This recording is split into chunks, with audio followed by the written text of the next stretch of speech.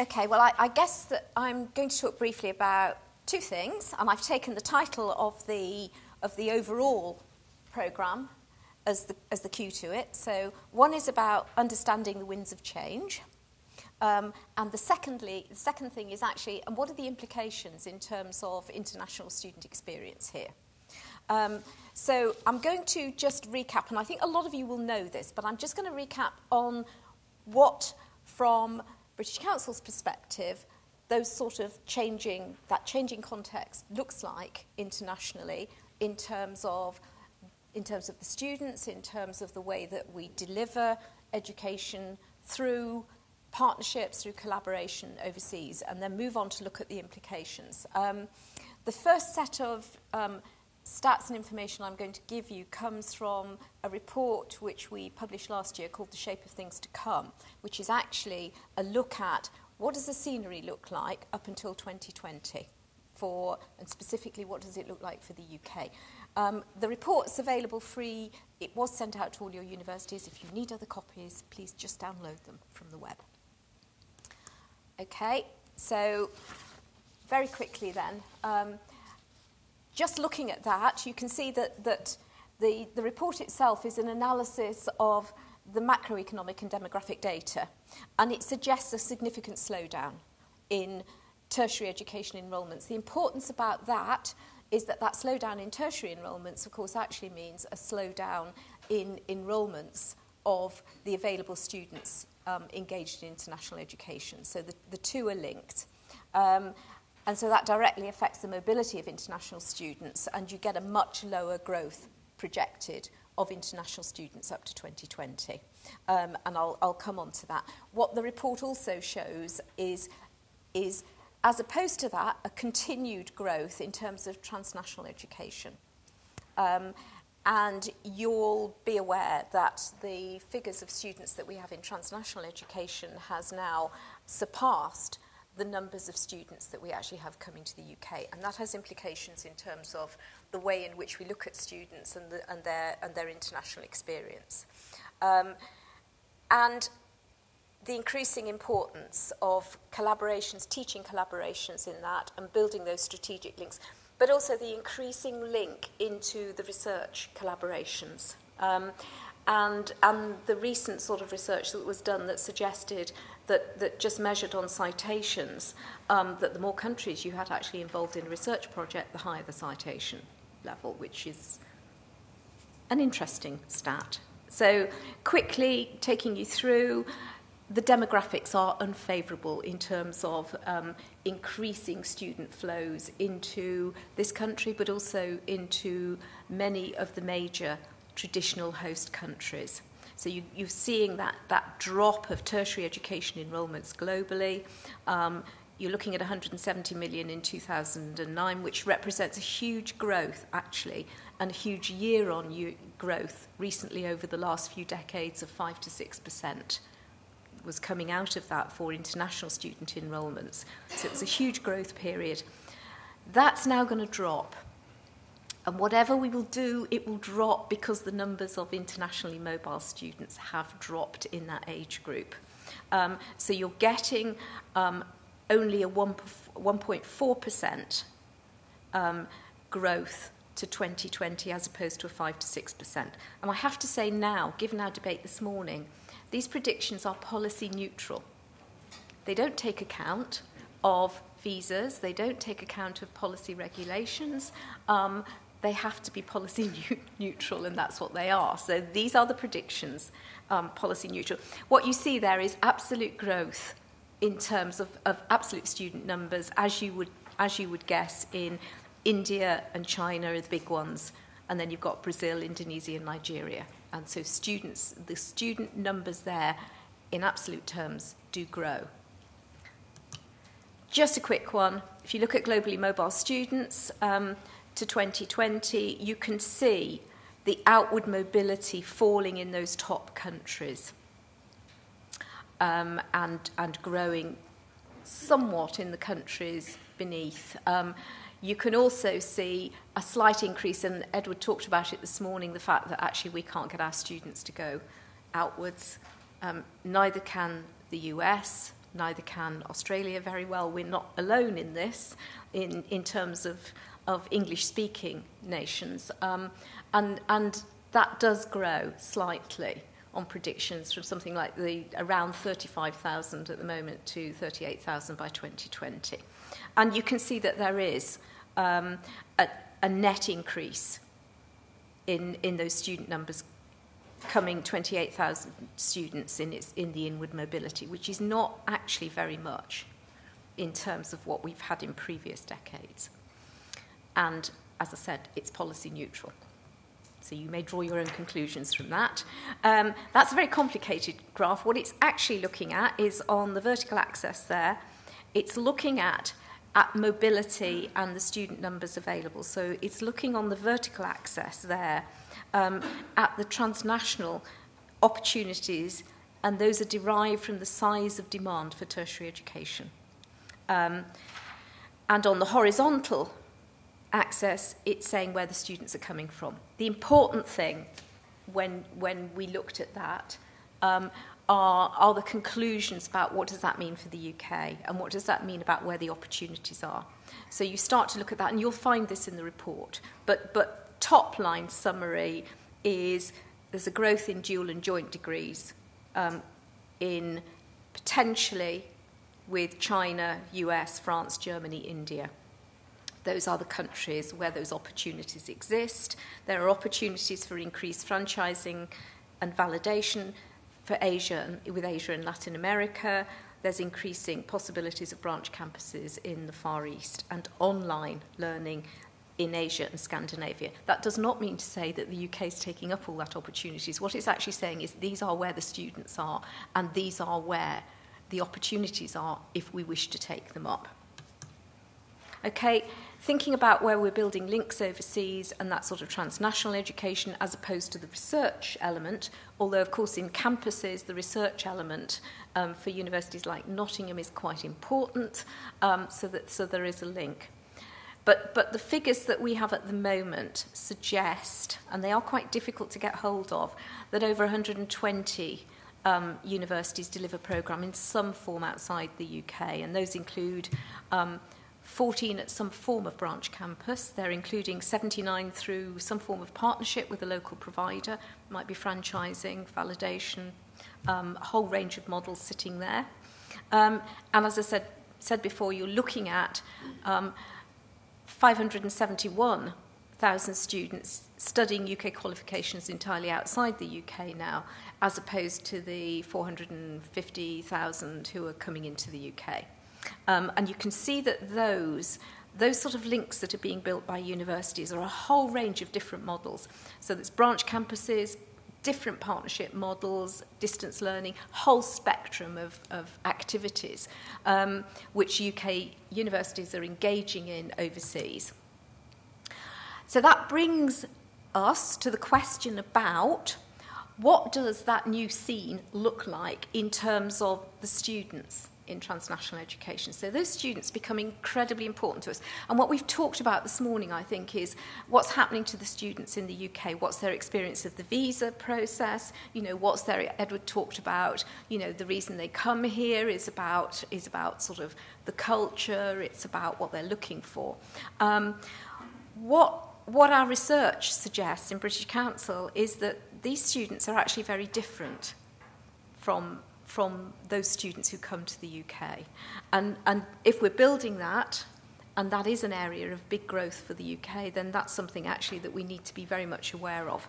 So the stats and the background from this is taken from something called the Student Insight Series, and that's a series of questionnaire-based surveys that British Council does annually on an ongoing basis with students in the key market areas.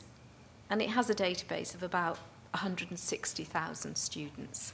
And we ask them very quickly, what are you thinking about? What are the processes that are affecting the decision about where you're choosing to study? What are the big ones that you're looking for? In this area, we extracted data from that about transnational students and about their perceptions, their understanding of transnational education, what they were looking for. We actually, in this instance, followed up that with a series of interviews both to explore what they really meant by what they were looking for, but also to explore with those who were in transnational education, so what does it look like now, and did you get what you expected? So what I'm going to talk about that now comes from that set, and again, that's available to UK universities. You'll find it on the website, and I'll give you the references and leave the references at the end. Okay, that student insight on TNE found an increasing interest in transnational education from the students surveyed year by year. So you can see that rise. There's a slight drop in 2010, which we think is probably, but we're not certain, is probably to do with publicity around student fees and a misunderstanding of the impact of student fees. Visas came into it. There's a whole raft of reasons, I think, why that's had a slight drop. But what we're seeing in those students is an increasing interest in this as a particular form of supply. So it's not about I can't get into and I can't study in the UK. This TNE is being used, and these partnerships are being used for particular purposes by them. And interestingly, kids of 16 actually in schools understood what transnational education was about, and they understood the pros and cons, and there was quite a lot of knowledge about what this was. So it's not a backup. Okay, factors that influence students' decisions about transnational, about whether they go into it. Those are the factors. So you can see that time commitment, and I'll very quickly say what these are. The qualifications, you can see the way in which that's set down. So interestingly, the awarding institution and the host institution, the reputation and branding of those is less important than actually the rest of those factors there. And I'll explain what those are. Okay, time commitment. That's about the course may take the same length of time, but actually it's much more flexible for me. Many of these students, and actually undergraduates are just as interested as postgraduates, but many of these students are working. And actually what they're looking for is something that fits around their time, that's flexible to their schedule. So that's actually a really important factor in the decision they make about whether they'll do transnational education and which programs they're going to take.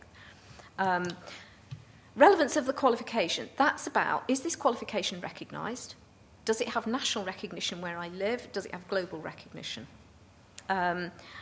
And so that's really important. But then the second element of that is, does it get me what I need to have? And bear in mind that many of these students are working. Does that fill the gap that I need to fill? So in my particular career path, is this particular course hitting? And what you find interestingly is that at a postgraduate level, whilst these, just like our UK-based courses, the students are looking at business and management and engineering. What you start to see here, and what we're getting fed back here, is at postgraduate level, then actually students are looking at things which are not available, niche areas, which are not available in the markets that they're sitting in. So things like journalism, publishing, media are starting to look to come in there. So there are very niche areas there which are coming in. Quality of the teaching. What we found with these students was that actually they're very knowledgeable, and they do a huge amount of surveying of what these courses are. They look at who is teaching them, they look at the faculty, and they look at the course itself, they look at the methodology, they look at all the sort of levels of flexibility, they look at the teaching methodologies. What we found when we interviewed them afterwards was they had all that and they'd done that assessment. What actually they were disappointed with afterwards was actually the teaching staff and the way it was delivered. And that, in many instances, was about actually this was franchised out to a local member of teaching staff. They didn't see the professor. They didn't see the person who was actually on the website. And actually face-to-face time with those people became really, really important. So that was an area of disappointment for them, and you can see the quotes there. and they didn't want to learn from a book. This is not about learning from a book. This is a different way of thinking about how you'll learn. But it does not negate the face-to-face interaction and the importance of that, and the disappointment when actually they don't get that.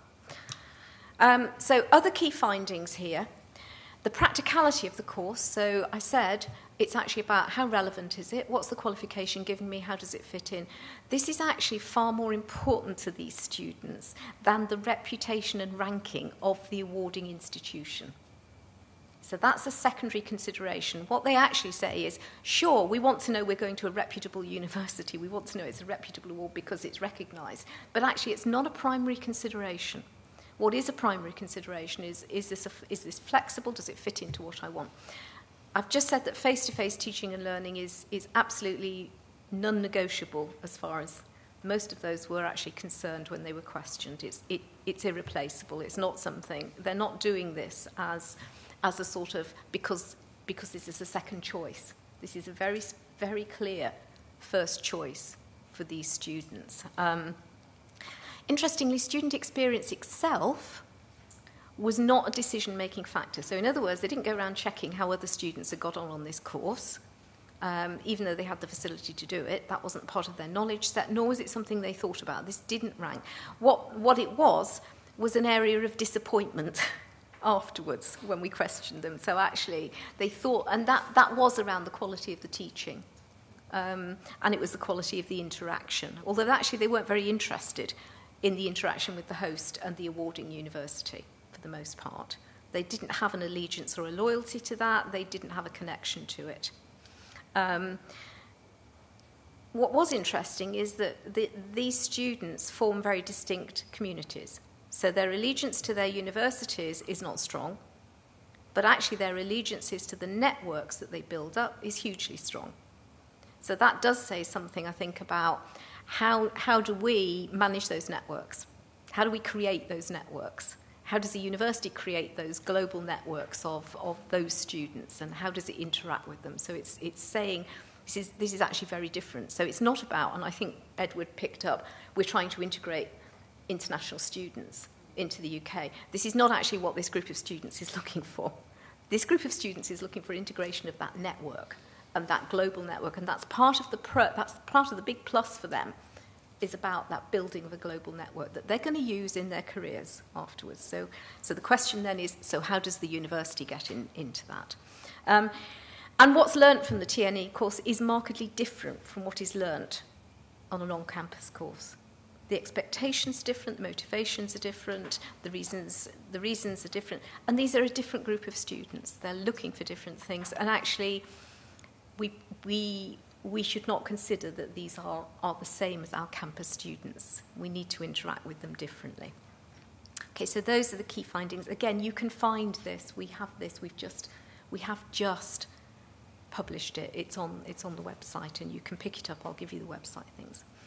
I think really just a thought as well, and taking a different sort of look at this, and the international links and the partnerships. There's another question which is completely different, I think, but worth actually considering. And that's actually, how do we use those international links to obtain international experience for our students? And again, Edward picked up this morning how very difficult we find it to get those students to go overseas. But actually, students do go overseas, and we do have a huge number of case studies and examples of this. And actually, we are just pulling those together, so those will be available as well soon, and we'll publish those on the website. There's an enormous amount of good practice and examples of partnerships, links being used by universities to actually promote student mobility and to get that in a safe environment. So the question there is, how do we do more of that? How could we do that? And I leave you with that question. I mean, one of the things that we're doing is we will publish the research that we have, and we've just done a research with the US about, so why is it our students won't go? What are the barriers? What's stopping them? And there's a whole whole host of those barriers. And so we are going to present that, and that research will be available. The other thing that will be available in terms of just support and help is British Council is about to launch something called the UK Students Abroad website. And that will pull together, it's a portal that pulls together all the opportunities and hopefully also all the case studies of those partnerships and the links through partnerships. And that's where I'm going to stop, and I'm going to hand over to Enzo. You have there, I've put the main references there to those, and I'll leave those with you. You can pick those up later. I'm sure you can't write them now, but you have got them. Those are the references to the reports and the research that I've based what I've said on. Thanks very much.